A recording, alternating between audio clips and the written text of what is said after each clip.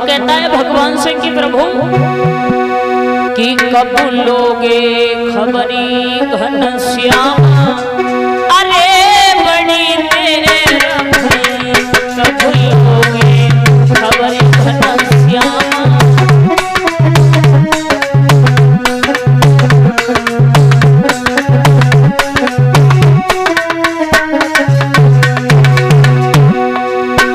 तालियों का सहारा देते हुए सभी बोले, कहो कि प्रभु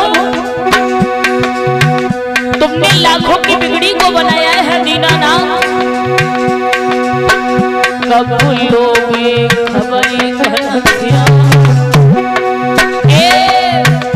कब लोगे खबरी घनश्याम, अरे बड़ी देर भई, कब लोगे।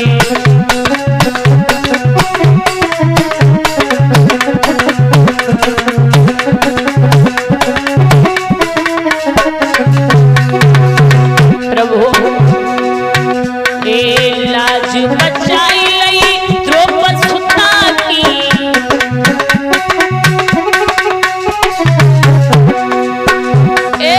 लाज बचाई लई द्रौपद सुता की, लाज तुम नगिन होन ना गई, तुम नगिन होन ना गई,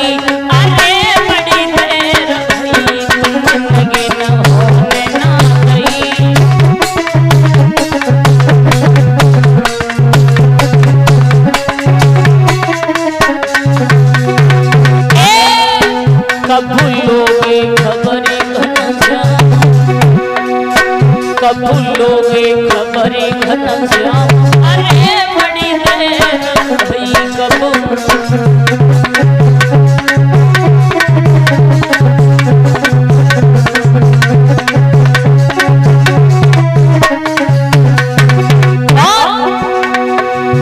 अरे लाज बचाई लई नरसिंह भक्त की लाज,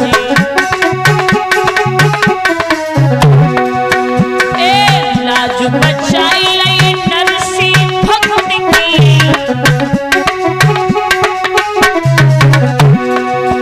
तुम हुंडी दई बरसाई, प्रभु तुम हुंडी दई बरसाई, अरे बड़ी देर भई।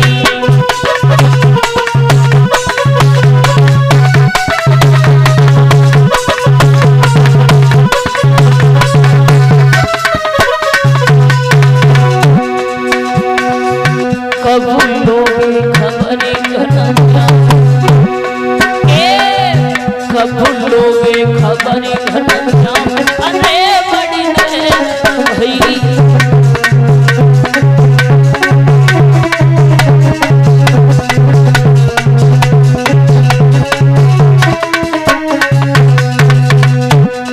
कन्हैया जब भी भक्तों ने बुलाया तुम्हें जाना ही पड़ा, सबकी तुमने लाज बचाई। और प्रभु सुनो, एक जयो रुकिरा लड़े जल भीतरी, एक जयो रुकिरा लड़े जल भीतरी,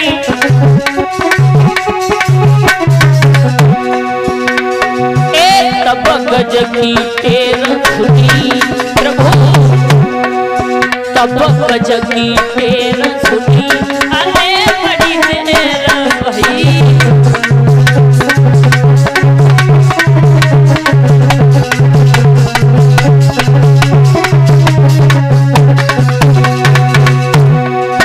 कब लोगे खबरी घनश्याम, हाँ कब लोगे खबरी घनश्याम, अरे बड़ी देर भई।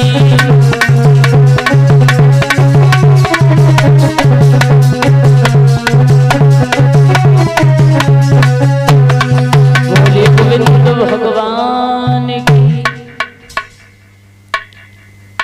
और चलिए वंदनीय पूजनीय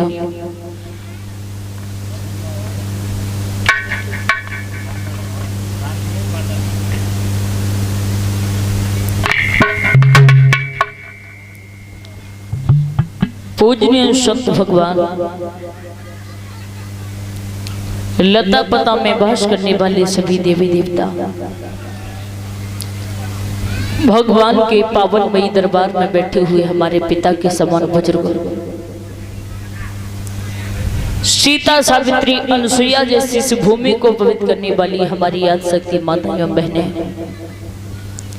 बाहर से आए हुए सभी भाई बंधु, प्यार करने के छोटे छोटे बच्चे,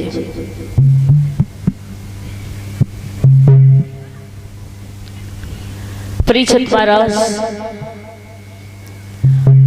भगवान की ज्ञान रूपी गंगा को बहते हुए भगवान की अमृतमयी कथा को चलते हुए ये चतुर्थी दिवस विसर्जन की ओर जा रहा है, यानी आज चौथा दिन है। महाराज इस कड़ी धूप में चलकर के भगवान के भक्त भगवान के दरबार में विराजमान है, बड़े भाव के साथ में भगवान की अमृतमयी कथा को सुनते चले आ रहे हैं। महाराज ये भगवान की कथा एक वो सागर है कि जो भी भक्त भगवान के दरबार में आकर के ध्यान मगन होकर के भगवान की लीलाओं को सुनते हैं, अमृतमयी कथा को सुनते हैं, उनका कल्याण माता वो अवश्य हुआ करता है। लेकिन होता कब है? जब भगवान की कथा को ध्यान मगन होकर के सुना जाए तब। बातें बहुत कर रही हैं माता बहनें, बातें बंद कर लो, बातें करने का समय घर पर भी मिलता है। शांति बना रखे, क्षमा चाहती हूँ। महाराज जी भगवान की कथा एक वो सागर है कि जो भक्त भगवान के दरबार में आते हैं वो बड़े भाव के साथ में भगवान की अमृतमयी कथा को सुनते हैं, उनका कल्याण अवश्य ही होता है।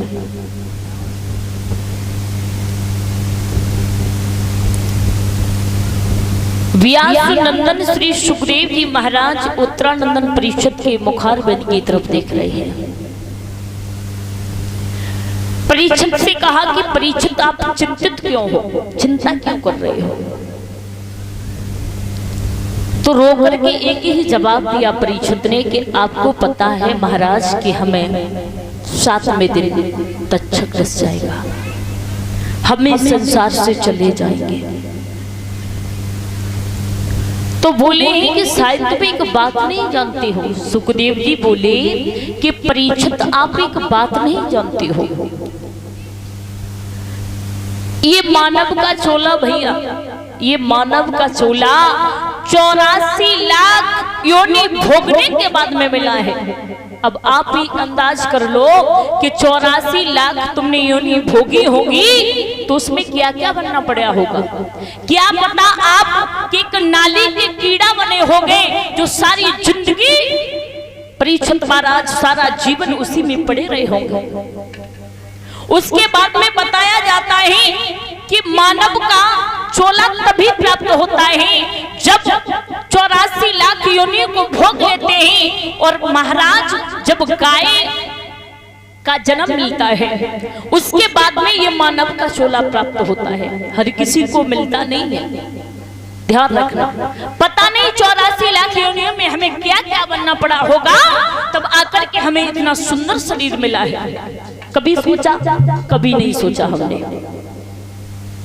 हमारी जिंदगी सारी इसी में गुजर गई कि ये हमारा है, ये हमारा है, ये हमारा है। किसी की कोठी बनी है, ध्यान देना महाराज, अगर किसी की कोठी बनी है कोई निकल करके जाए तो जवाब दे भैया देखो कोठी बड़ी अच्छी बनी है, ये मकान किसका है? तो छाती में हाथ मार के कहेंगे कि ये मकान हमारा है, हमने बनाया था। लेकिन ये भी सोचा कि मकान तो यही रह जाएगा लेकिन आप यहाँ नहीं रहोगे, आप चले जाओगे इस संसार से। क्या लेके आए हो, क्या लेकर के जाओगे? सब कुछ यही रह जाएगा तुम्हारा। सुखदेव जी महाराज बोले परीक्षित से कि परीक्षित एक बात कहूं तुमसे। बोले बोलिए। कि जिस प्रकार से ध्यान देना माताओं, एक माटी का घड़ा हो, माटी का घड़ा, उस घड़े में जल भर लो परीक्षित महाराज, और जल भरने के बाद में जब वो जल ठहर जाए तो उसमें झांक करके देखिए। उसमें झांक करके देखोगे तो आपको ऐसा मालूम पड़ेगा कि आकाश उस घड़े में दिख रहा है। ऐसा लगता है कि घड़े में आकाश है, लेकिन आकाश तो बहुत दूर है, लेकिन हमें पता चलता है कि वो आकाश उस घड़े में है। घड़े को अपने हाथ में लो और ऐसे हिला दो तो ऐसा मालूम पड़ेगा मानो कि आकाश हिल रहा हो। ऐसा पता चलता है कि आकाश हिल रहा हो, लेकिन आकाश के ऊपर कोई फर्क नहीं है, वो तो काफी दूर है, लेकिन पता चलता है कि आकाश हिल रहा है। थोड़ी देर में लो उस घड़े को फोड़ दो, कहां चला गया आकाश जो अभी दिख रहा था। जवाब दिया है इसी प्रकार से आत्मा परमात्मा में लीन हो जाती है। आत्मा कभी मरती नहीं है, आत्मा तो अजर अमर है। शरीर पर वस्त्र पहन लो, वो पुराना कपड़ा हो जाता है, उसे हटा करके दूसरा धारण कर लेते हैं। उसी प्रकार से आत्मा है। जब हमारा तुम्हारा शरीर किसी काम का नहीं रहता है तो महाराज इस शरीर को छोड़ने के बाद में पुनः नए शरीर में जाकर के प्रवेश हो जाती है। सुखदेव बोले ही कि परीक्षित तुम चिंता ना करो, सुनिए मेरी बात। और क्या बोले सुखदेव जी, जरा एक एक शब्दों पर गौर देना। बोले सुनो कि हाथी के दांत से खिलौना बने बांस बांसे,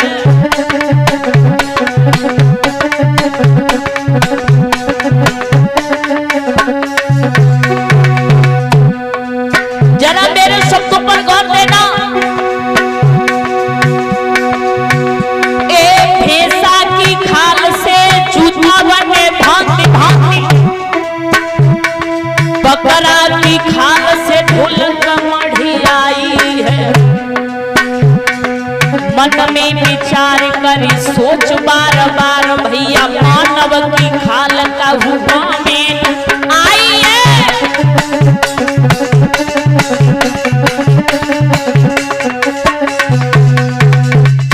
ये मानव की खाल किसी काम की नहीं है भैया। हर किसी की खाल काम में आ जाती है, लेकिन ये मानव की खाल किसी काम की नहीं है।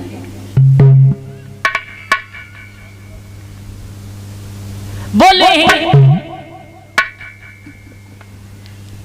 सुखदेव जी महाराज के हे उत्तरानंदन परिषद तुम चिंता न करो, ये भगवान की कथा है। भगवान की कथा को ध्यान मगन होकर के सुनो, आपका कल्याण अवश्य ही होगा। तिलक लिया है, तिलक करने के बाद में परीक्षित को सामने बैठा लिया और परीक्षित महाराज बड़े भाव के साथ में भगवान की अमृतमयी कथा को सुनने लगे। बोले गोविंद भगवान की। हाँ परीक्षित महाराज खड़े हो जाओ, पास में आइए।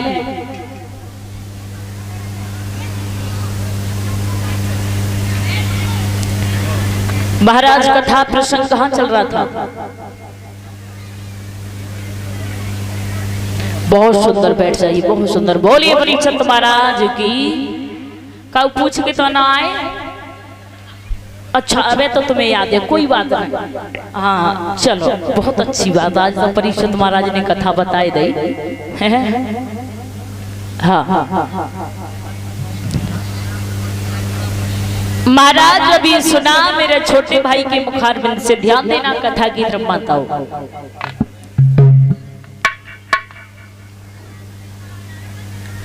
सुना अभी मेरे छोटे भाई के मुखारबिंद से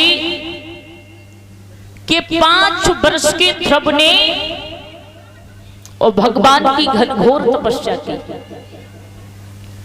5.5 वर्ष का होने के लिए जा रहा है, देवराज इंद्र ने अप्सराओं को भेज दिया। यहां तक सुनिए। ए बहनों, तुम बातें बहुत करती हो, थोड़ी शांति बनाए रखो।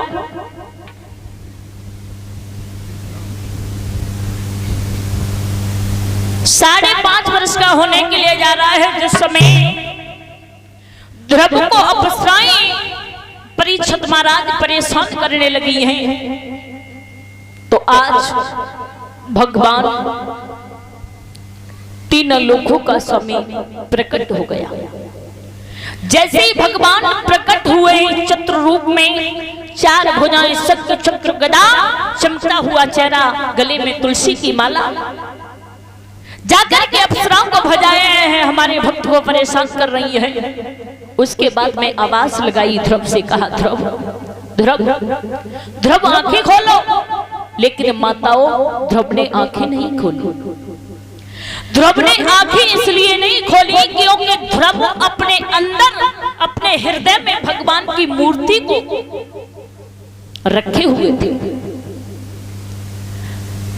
आज भगवान समझ गए किसने हमारी मोहिनी मूर्ति को अंदर छिपा लिया है, इसलिए आंखें नहीं खोल रहा। आज भगवान ने अंदर की शक्ति को खींचा है।